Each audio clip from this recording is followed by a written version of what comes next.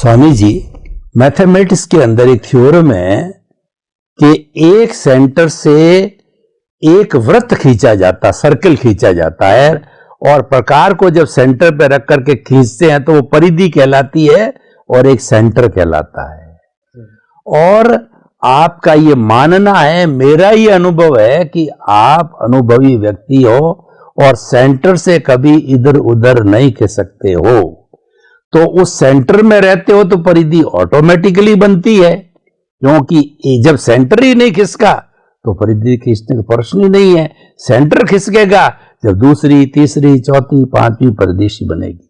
तो जो मैं आपके सानिध्य में रह करके आपके सेंटर को समझ पाया हूं कि मन वचन काया से मुक्त ऐसा मैं शुद्ध आत्मा हूं, जो कि अनंत ज्ञान, अनंत दर्शन और अनंत शक्ति, अनंत सुख का भंडार है, वैसा आत्मा।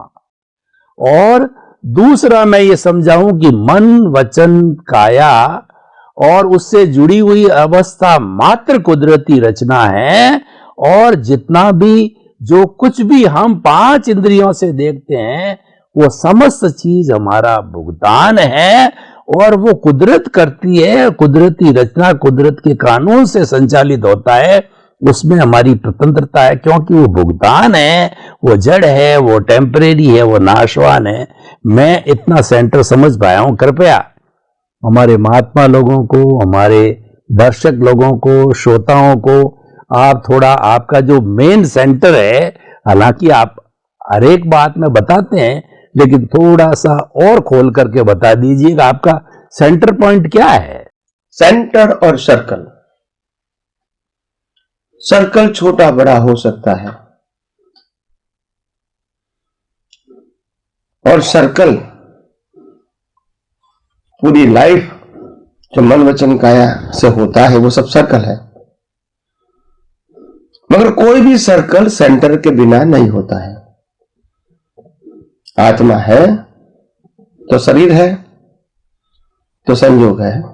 आत्मा नहीं है, शरीर भी नहीं है, संयोग भी नहीं है। ये कर्मों के भुगतान को, जन्म से मौत तक की अवस्थाओं को आध्यात्म विज्ञान में सर्कल कहते हैं और आत्मा को सेंटर कहते हैं।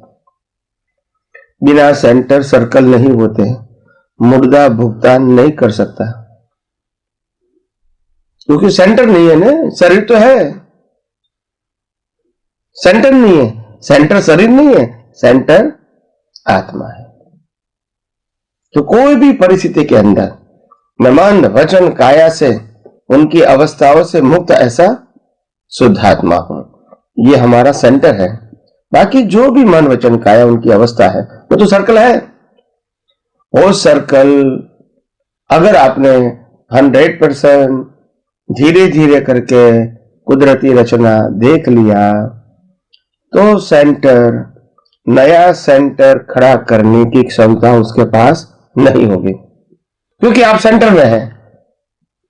और सर्कल की आपने वैल्यू 0 कर दिया, क्योंकि सर्कल का मतलब होता है बनना और नाश होना, बनना और नाश होना।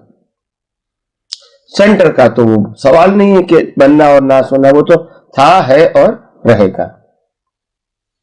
सर्कल का अस्तित्व रहे या न रहे, सेंटर का अस्तित्व तो सर्कल समाप्त होने के बाद भी रहेगा।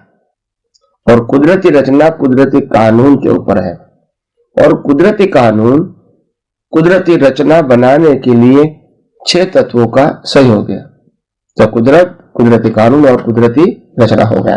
और मैं कुदरत, कुदरती कानून और कुदरती रचना जिसको लागू होता है उससे मुक्त ऐसा मैं शुद्ध आत्मा हूं। तो शुद्धात्मा में सर्कल नहीं है, मगर शुद्धात्मा की हाजिरी बिना भी सर्कल नहीं है। और सर्कल बना हमारी अज्ञानता से। अभी इसकी ये भुगतान है। अगर अज्ञानता नहीं होती अगले अवतार में तो ये सर्कल बनता ही नहीं, हमारा लाइफ होता ही नहीं, हमारा जन्म मरण होता ही नहीं, हमको भुगतान होती ही नहीं। मगर क्यों हुई? क्योंकि हमने सर्कल के अंदर सेंटर को छोड़ दिया। कोई भी सर्कल में सेंटर को छोड़ दिया मतलब you are involve in a circle. So the circle create the new circle with the help of Agyan and with the help of Ragdvesh and with the help of relative intention. They create a new circle in terms of cause. ये नया circle बनाते हैं कर्म के कर्म के वश, अज्ञानता के वश। तो बात को समझना पड़ेगा। सेंटर और सर्कल वैसे तो सिंपल भाषा है, सिंपल शब्द है, एग्जाम्पल भी सिंपल है, मगर अपने जीवन में अनुभव करने के लिए हमको सभी सर्कल की वैल्यू 0 करनी पड़ेगी दृष्टि में। और वो जीरो तब होगी जब आपकी दृष्टि में हर सर्कल को आप कुदरती रचना के रूप में ही देखते रहोगे। तो फिर जब कुदरती रचना है तो न तुम्हारा था, न तुम्हारा है, न तुम्हारा रहेगा, वही तो 0 वैल्यू है। सर्कल का मतलब होता है घूमना ही पड़ेगा। सर्कल का मतलब घूमना ही पड़ेगा। सेंटर का मतलब प्रकृति घूमती रहेगी, मैं तो सेंटर में ही रहूंगा।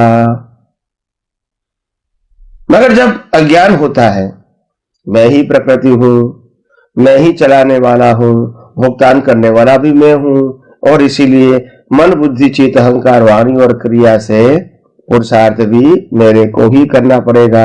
बस ये मान्यता आपको घुमाती है, मान्यता आपको घुमाती है